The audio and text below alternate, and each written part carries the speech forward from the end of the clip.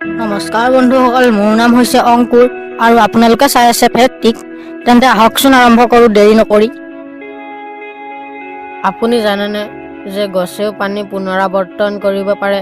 ইংলেণ্ডৰ এটা মানুহে 1960 চনত এজোপা বন ৰুইছিল। বনজোপাই শেষ পানী পাইছিল 1972 চনত। তাৰ পাছত সেই বনজোপা বটল এটাৰ ভিতৰত ভৰাই চিল কৰি দিছিল। কিন্তু সেই বনজোপা আজিও জীৱিত, কাৰণ সেই বনজোপাই পানীৰ পুনৰাৱৰ্তন কৰিব পাৰিছিল। যেতিয়া পচ্ছেদনত পানীবোৰ উলিয়াই দিয়ে, তেতিয়া আকৌ পানীবোৰ তলত পৰিলে শুহি লয়, আৰু তাত থকা বেক্টেৰিয়াই যেতিয়া কাৰ্বন ডাই অক্সাইড উলিয়াই দিয়ে, সেই গছজোপাই লৈ লয় আৰু গছজোপাই তাক অক্সিজেন দিয়ে। তেনেদৰে সেই বটলটোৰ ভিতৰতে এটা ইক'চিষ্টেম চলি আছিলে।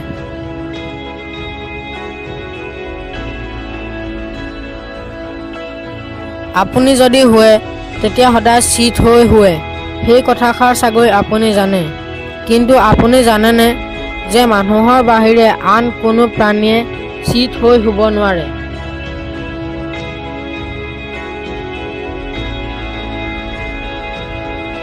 ফিনলেণ্ডৰ ঘন জংঘল এখনত এটা হিল আছে, যাৰ নাম কমকাউই বেলেঞ্চিং ৰক। সেই হিলটো এটা ডিম্বাকৃতিৰ দৰে হিলত উঠি আছে। ৰহস্যময় কথাটো এইটোৱেই যে এই হিলটো তালৈ আহিল কেনেকৈ।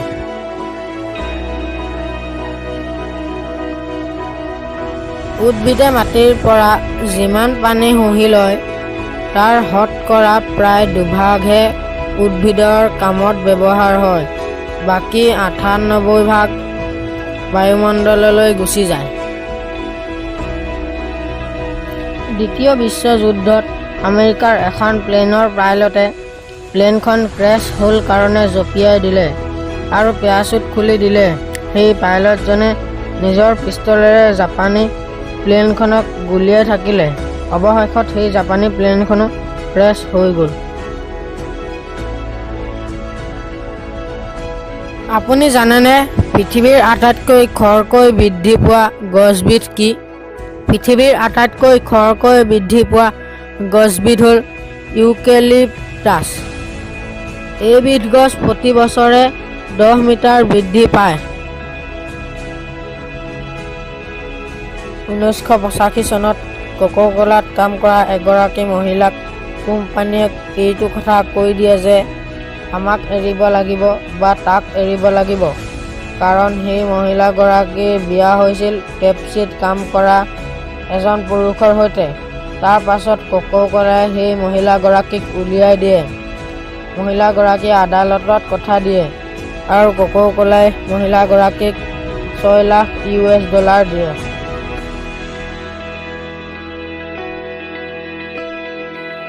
পৃথিৱীৰ আটাইতকৈ ওখ বনজোপা বাৰু কিমান ওখ হ'ব পাৰে আপুনি জানেনে? পৃথিৱীৰ আটাইতকৈ ওখ তৃণজাতীয় উদ্ভিদবিধ হ'ল বাঁহ। ই 30 মিটাৰতকৈ ওখও হ'ব পাৰে। হিটলাৰ প্ৰথম ইউৰোপীয়ান আছিল যিয়ে হিউমেন চিৰিয়াখানা বন্ধ কৰিছিল। যিবোৰ জন্মৰ পৰাই অলপ দেখিবলৈ বেলেগ, সেইবোৰক চিৰিয়াখানালৈ লৈ গৈছিল। মানুহে টিকট কিনি সেইবোৰ চাইছিলগৈ। চৰাই নহয়, অথচ দুৰ্দান্ত উৰিব পাৰে। তেনে এবিধ প্ৰাণী হ'ল বাদুলি। বাদুলি এবিধ প্ৰাণী, ই চৰাই নহয়, কাৰণ ই এবিধ স্তন্যপায়ী জীৱহে।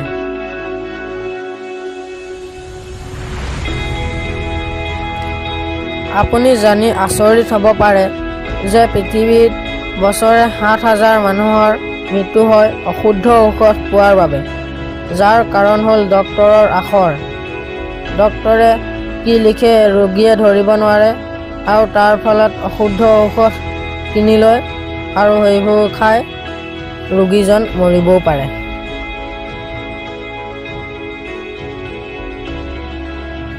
আপুনি জানেনে এহাল মাখিয়ে ছমাহত কিমান পোৱালি দিব পাৰে? বিজ্ঞানীসকলৰ পৰীক্ষাৰ মতে গম পাইছে যে এহাল মাখিয়ে ছমাহত 19,101 ট্ৰিলিয়ন পোৱালি জন্ম দিব পাৰে।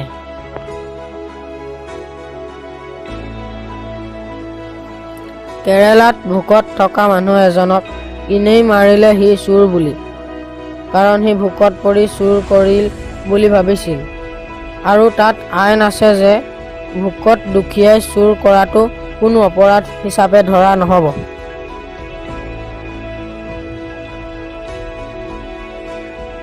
বিজ্ঞানীসকলৰ পৰীক্ষাৰ মতে গম পাইছে যে এটা মৌ-মাখিয়ে আধা কিলোগ্ৰাম মৌ ৰস গোটাবলৈ প্ৰায় 2 নিযুত পাহ ফুলৰ পৰা মৌ আনিব লাগে।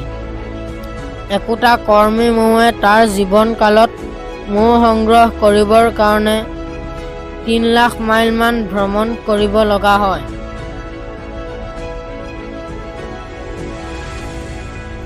কিলাৰ মৌমাখি প্ৰাকৃতিক নহয়, কৃত্ৰিম। মৌজোলৰ সংখ্যা বাঢ়িবলৈ বিজ্ঞানীবোৰে ৱেষ্টাৰ্ণ আৰু আফ্ৰিকান মৌত ক্ৰছ ব্ৰিডিং কৰিছিল আৰু তাৰ পৰা সৃষ্টি হৈছিল কিলাৰ মৌমাখি, যিয়ে 1000জন মানুহৰ প্ৰাণ লৈছে বৰ্তমানলৈকে।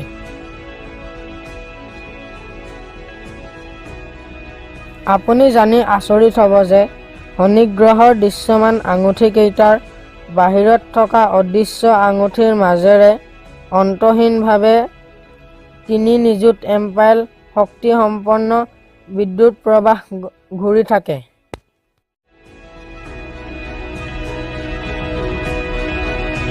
আপুনি জানি আচৰিত হ'ব বা কোনোবাই বিশ্বাস নকৰিবও পাৰে যে স্বাধীনতাৰ পাছত পাকিস্তানৰ ওচৰত পইচা নাছিল আৰু তেতিয়া ভাৰতেই পাকিস্তানক পইচা বনাই দিছিল।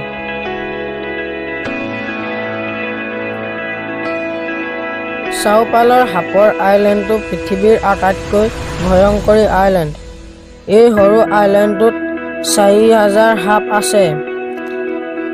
আইলেণ্ডটোৰ কালি আৰু সাপৰ সংখ্যা অনুপাত উলিয়ালে 6 বৰ্গ য়াৰ্ডত 6টাকৈ সাপ থাকিব।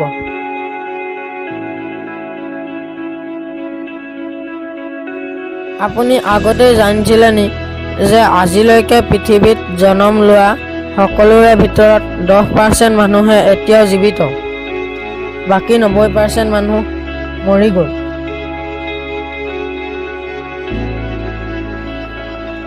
ৰাছিয়া ইমানেই ডাঙৰ দেশ যিয়ে প্লুটো গ্ৰহটোকো দেশত সুমুৱাই ল'ব পাৰে, কিন্তু জনসংখ্যাৰ পৰা বাংলাদেশতকৈও কম জনসংখ্যা আছে। যদি আপোনাৰ ভিডিঅ'টো ভাল লাগিল তেন্তে লাইক কৰক।